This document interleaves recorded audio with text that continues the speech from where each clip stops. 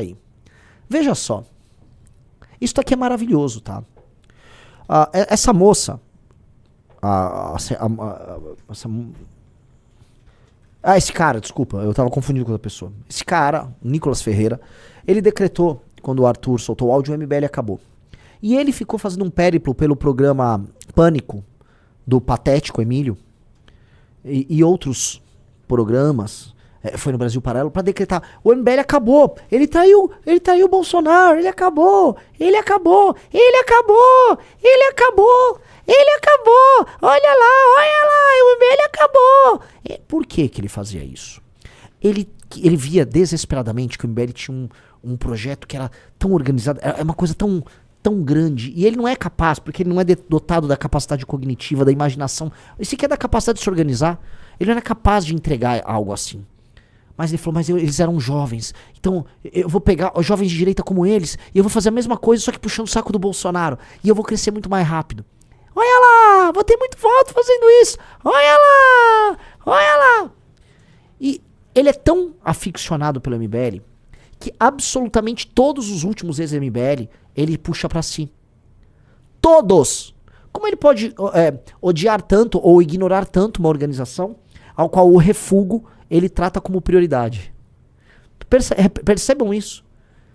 Então todos esses caras precisam desesperadamente que ninguém nos ouça. E por que eu fiz todo esse preâmbulo? Põe a notícia do dia agora. Campanha de Flávio Bolsonaro diz que ele não irá a debates se Renan Santos for. Eu sei que a interpretação original de todo mundo é: o Flávio não quer que eu vá aos debates porque eu vou surrá-lo nos debates. Quem assiste as minhas sabatinas todas sabe que eu não vou lá no jornalista lacrar. O Riso tem aqui. Eu lacro pra cima dos jornalistas, mesmo quando eles são ofensivos comigo? Nunca. Eu nunca lacro. Eu nunca lacro. Eu não vou lá acabar com ninguém. Não é. E sabe por quê? Porque eu faço algo muito melhor do que isso. Quando nós falamos o que nós pensamos, as pessoas se encantam. O Flávio não apenas tem medo de eu dar umas catrucadas nele, mas veja, eu só terei direito a uma pergunta pra ele num debate, Riso. Sim. Eu tenho direito a uma pergunta pro Flávio no debate. Ele não quer que as pessoas vejam que eu exista. Ele não quer que as pessoas saibam o que eu penso. Ele não quer que as pessoas vejam nossos projetos para desfavelização, não vejam a forma de eu discursar, não vejam tudo aquilo que esteve na nossa trajetória. Ele quer que a gente fique com a máscara de ferro escondido dentro de uma cela. É isso que põe medo nele. Não é nem o medo de apanhar no debate. É um medo que as pessoas descubram que ele é uma farsa. É por isso que ele está desesperado para imitar absolutamente tudo aquilo que eu falo como proposta. Ele está desesperado. Flávio, você não deveria ter deixado a gente montar um partido político. Flávio, vocês tinham que ter nos sabotado. Flávio, você tinha que ter comprado os nossos coletores, já que você tinha o dinheiro do Vorcaro. Você devia ter feito isso. Você deveria ter mandado, sei lá, o Adriano da Nóbrega, seu amigo que era matador, me matar. Ou matar o Kim. Era isso que você deveria ter feito. Mas você é burro, Flávio. Você é inevitavelmente burro. Irremediavelmente burro. Como é que você deixou isso acontecer, Flávio? E nós montamos o partido. E não vai ter como você ignorar a gente. E não é nem você, não vai ter como o Brasil ignorar a gente. Você entende? Eu espero que vocês entendam. Eu sei que a coisa mais legal de falar sobre esse assunto é dizer que o Flávio tá com medo que eu vou acabar com ele. É só uma pergunta que eu vou poder fazer em cada um dos debates. Uma unidade de pergunta. Talvez duas, dependendo do debate. Não é isso. Ele tem medo das considerações finais, quando eu estiver de frente com a câmera, igual eu tô aqui, e que eu sou muito superior a ele. Não só ele, eu sou superior ao Lula, ao Zema, ao Caiado. Ele tem medo da abertura que eu vou fazer. Ele tá medo das propostas que eu vou apresentar. E não é porque sou eu. Eu tenho minhas qualidades. É por causa de nós, é do MBL. Eles estão há anos, eles estão desde 2019 tentando fechar o MBL. Eles tentaram fechar, eles queriam que a gente fechasse as portas. E eu já contei pra vocês, em 2019 eu me encontrei com o Kim, acho que com o Pedro, em Vinhedo, com meu irmão, logo quando houve aquela operação pra fechar o MBL. E a gente falou, talvez seja o caso da gente fechar o MBL, vamos tocar nossa vida? E ali, por uma pequena teimosia, acho que minha e do Kim, falou, não, vamos continuar, vai. E aí veio aquela eleição pra prefeito do Arthur, e a gente falou, cara, a gente é muito bom. E existe algo aí. E dali em diante, a gente só cresceu. Veja só, Flávio, você quase conseguiu em 2020. Faltou isto aqui. Você quase conseguiu.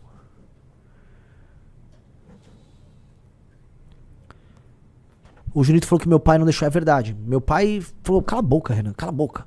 O Renan tá maluco, cala a boca. Meu pai foi realmente bem decisivo aí nesse dia. E é muito louco que aí vem aqueles médicos e falam, o pai do Renan tá no partido. Vocês sabiam que o cara que inventou a marcha a pé pra Brasília foi meu pai? O cara que convenceu a gente a fazer a marcha em 2015. O cara que terminou imitado pelo Nicolas, né? Foi meu pai, não foi nem eu que inventei, foi meu pai. Meu pai que já ajudou a gente no jurídico, ajudou a gente com arrecadação, uma pessoa fundamental. Aí vem esses Nandos Mouras, aquele coitado, né? Assim, esse ano eu acho que devo ter falado 2 vezes o nome dele. Ele já deve ter falado o meu umas 1000, coitado. Mas entendam isso, tá?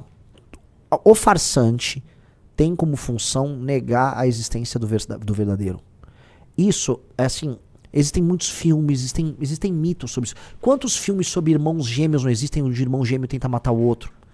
Tem um filme do Macaulay Culkin, muito bom, chama Anjo do Mal. Checa aí, é um filme de criança, em que existe uma criança má, que ela quer matar o irmãozinho bom, tá? É Anjo Mal e tal. Anjo Malvado, esse aí, tá? É mais ou menos isso. É mais ou menos a história do Caim e do Abel, entendeu? Existe um problema no duplo que se considera inferior. O duplo que se considera inferior e sabe que existe um superior, ele precisa matar o superior para existir. A ideia do irmão... Você pega a história do Hamlet, que se reflete, por exemplo, no Rei Leão. O que acontece no Rei Leão? Vai pra eu trazer aqui exemplos mais de cultura pop pra vocês. Que basicamente o Rei Leão é o Hamlet. Gostou do vídeo? Então já deixa aquele like e se inscreva para ajudar o canal. O Scar é o irmão falho do qual é o nome do pai do Simba? Do Mufasa. O Scar é a versão falha do Mufasa. Qual é a função do Scar? É matar o Mufasa. O Scar precisa matar o Mufasa. O Mufasa morre pro Scar se estabelecer como líder. É o que o bolsonarismo fez com o MBL. O bolsonarismo falou, matemos o que há de verdadeiro e a gente se estabelece. Só que, olha que maluco, o MBL se reiniciou. O Simba do MBL é aquele grupo de 300 pessoas que assistiam a live. Esse foi o reinício do MBL. Que passa por toda a sua trajetória e encontra seus novos aliados, seu Timão e Pumba, sei lá, um Bisoto aqui, não sei o quê, e vai renascendo lentamente até retornar. E agora o Scar quer fugir. Vocês entenderam? Todo mundo entendeu? Tô falando aqui pra quantas pessoas? Pra 10 mil pessoas. Vocês entenderam? Quando vocês entenderem a relação do bolsonarismo conosco, de todo, dos ex-MBL, que... Veja, o ex-MBL ele sai do MBL e aí ele precisa... A sombra do MBL sobre ele é tão grande que eles passam os dias falando do MBL. Todos eles são vidrados na gente. Eles criam grupos de WhatsApp entre eles pra tentar vazar conversas. Costenaro, só pegar o Fernando Holliday. Que mais? É pegar a lista toda. São todos, salvo raríssimas exceções, obcecados. Mas o bolsonarismo assim, é de longe o mais obcecado com tudo isso. O bolsonarismo, ele vê isso tudo como um problema. Porque eles viram quem nós éramos no impeachment. No impeachment, veja, vocês precisam entender que tem 10 mil pessoas, ainda é bem importante fazerem até corte o que eu tô falando. No impeachment da Dilma, o Bolsonaro era um deputado que estava presente, desde os anos 90, E aí surge a queda do PT e ele foi incapaz de fazer qualquer coisa. Ele não liderou em nada, não houve nenhuma, não é nem que liderou, não houve participação do Bolsonaro no impeachment da Dilma. Ele não fez nada. Nós chegamos, mais jovens, nós organizamos as ruas, e nós fomos pro parlamento e nós organizamos o parlamento. Quem teve que dar esporro no Aécio, quem teve que ligar pro Caiado, essas coisas assim, né? Espero que o Caiado se comporte de maneira muito decente na campanha. Mas quem precisou dar esporro no Caiado? Caiado, em Goiás, 2015. Você e o Aécio vocês não estão querendo receber a marcha pra fazer o impeachment? A gente vai pra cima de vocês. Eu, meu caro, foi lá resolver, né? Fomos nós. Então, a gente trabalhou pela queda da Dilma Rousseff com um grau de excelência que essas pessoas não conheciam. É lógico que isso machuca eles. Imagina você ser o Carluxo, em que deve ter por volta da minha idade o Carlos Bolsonaro. Tenta dar uma checada, mas é por aí. Eu devo ter 42, deve ter 43 ou 41, por aí. 43. Imagina você ser o Carluxo. Apareceu que tem a idade dele, nunca fui vereador, nunca fui nada. E eu fiz coisas colossalmente maiores que o pai dele, que é a referência máxima de existência dele, tá? Isto para ele é tipo uma morte. Então esses caras geraram uma fixação. O MBL não pode existir. Aí MBL é traidor, MBL é comunista. Cuidado com o MBL! Não ouçam o que o MBL tem a dizer. É perigoso. Não. Cuidado, eles estão falando algo. Não, é tudo mentira. Ele é comunista, tá? É tudo mentira. Deu certo por um tempo. Não vai dar mais certo agora. Acabou. Não existe mais essa possibilidade. Essa eleição demonstrou isso. Vocês não têm condições mais de evitar isso. E nós seremos implacáveis com vocês. Implacáveis. E vocês sabem disso. Vocês sabem disso. Nós não somos o Nicolas, que é falso e fica com uma faca nas costas de vocês, furando todo dia um pouquinho. Nós não somos isso. Nós não somos os influenciadores, os aliados de ocasião. Nós somos pessoas de verdade. Então, tudo que nós vamos fazer vai ser cara a cara, vai ser verdadeiro. Entendeu? E eu nem sei se existe possibilidade de redenção pra vocês. Porque se a gente tá falando aqui em categorias, né, qual é a categoria do bolsonarista pra ter a redenção? Existe uma redenção pro Scar no Rei Leão? Existe? Qual seria a redenção possível pra ele? Flávio, retire a candidatura e nos apoie? Imploda o sistema dizendo que sabe? Eles nem sabem muita coisa. Eu juro pra vocês, os Bolsonaro nem sabem muita coisa, porque eu volto a falar, eles não foram nem muito capazes de controlar o sistema em si. Então, nem tem muito que vocês possam fazer. Vocês não têm uma jornada de redenção. E sabe o que é o pior? Não é que nem que vocês são maus, ainda que o sejam. É que vocês são fracos. E, infelizmente, a democracia, num país em que as pessoas tiveram uma péssima educação, num país em que a sensibilidade artística, cultural das pessoas nunca foi devidamente cultivada, as mentiras que vocês plantaram, elas colaram pra muita gente. E aí a farsa da família de vocês se estabeleceu. E essa farsa permitiu que pessoas sem nenhum talento pra absolutamente nada, sem nenhuma capacidade, sem uma resiliência, sem nenhuma fibra moral, chegassem onde chegaram. Vocês ocuparam as maiores posições da República. E em grande medida ainda ocupam posições importantíssimas. E vocês não fizeram nada de útil com isso. Vocês fizeram negócio. Vocês fizeram lobby.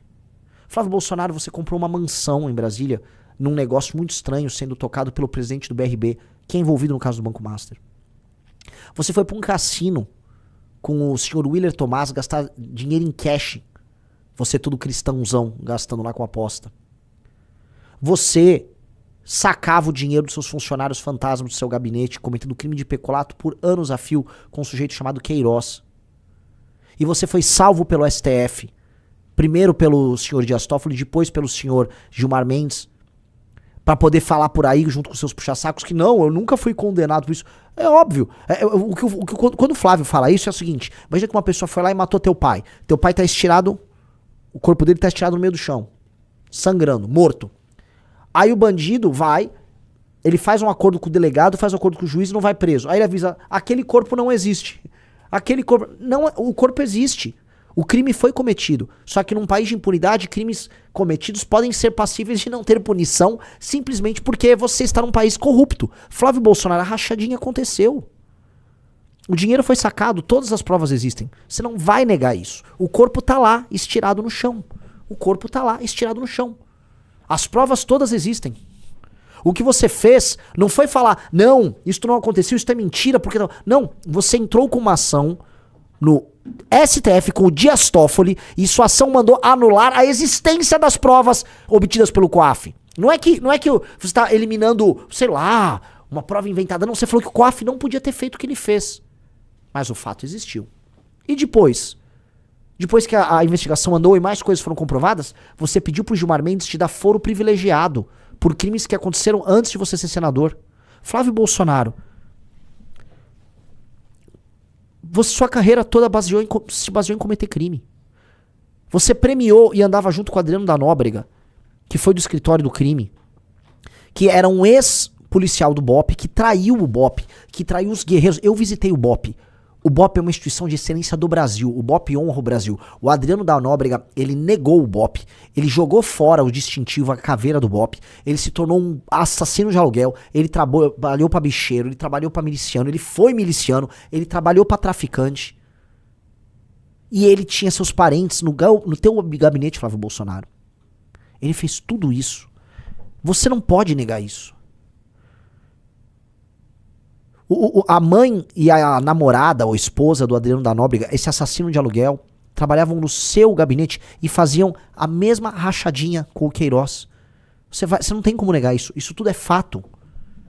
Você tinha uma loja de chocolate que era utilizada para lavar dinheiro do dinheiro que era roubado do teu gabinete. Você não tem condição de ser candidato a presidente. Você não consegue enfrentar o Lula. O Lula, no segundo turno, acaba com você, mesmo sendo um homem senil, de mais de 80 anos de idade. Um homem senil que não consegue terminar um raciocínio. O Lula vai poder te chamar de ladrão, cara.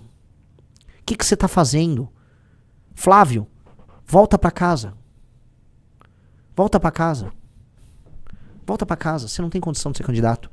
Coloca a Michelle. Coloca a Michelle. Bota a Michelle lá pra ser candidata. A aventureira, pode botar a Michelle. Volta pra casa. Você não consegue, Flávio. Você não nasceu pra isso. Você não pode fazer isso.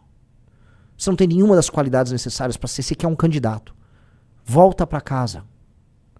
Chama a Michelle ali. Você nem tem família mais, sua família tá toda rachada. Que não deixa de ser irônico, né? Você não nasceu pra isso. Não mesmo.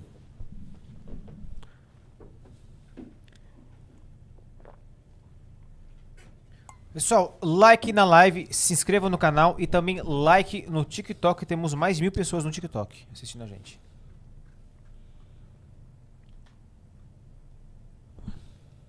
Vamos lá? Quer ver mais uma coisinha aqui? Tem, vou botar aí, eu não preciso de fone, vamos lá. Pode surgir, pode vazar novas conversas, pode vazar um videozinho mostrando o estúdio que eu possa ter enviado para ele, algum encontro que eu possa ter tido com ele. Foi tudo sempre para tratar essencialmente e somente, tão somente, exclusivamente do filme. Então não tem nada a esconder. Então não vai ter surpresinha, não virão coisas novas.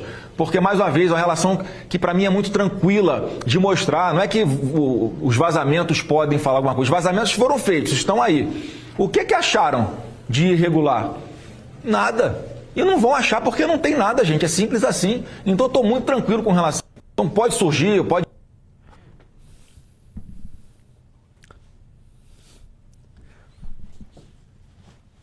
Abre uma enquete. Eu sei que tem pessoas que não estão costumando ver as lives hoje. Abre uma enquete. Você acha que a relação entre os Bolsonaro e Vorcaro é lícita? Vorcaro é conhecido por comprar toda a República. Toda a República. Ele não deu 1 milhão, o que já seria assintoso. Ele não deu 2 milhões. A gente tá falando de dezenas e de um contrato de mais de 130 milhões de reais. Ora, é igualzinho a história do ministro Alexandre de Moraes, através do contrato da sua esposa, certo?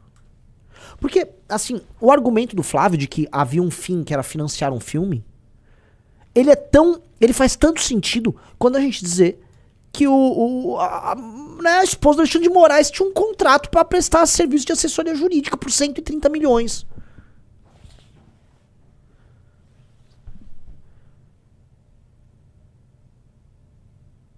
Diz que muita gente tá errando a votação. Votei errado, respondi que tinha. Vamos lá. Apaga aí, que é tipo assim, ó, a relação entre eles é A, criminosa, B, ok. Assim, vamos mudar pra ficar bem... É que já tá 86% não. Pô, mas assim... Então vamos se tem 14% que acha que é lícita, eu tô preocupado. É um país complicado.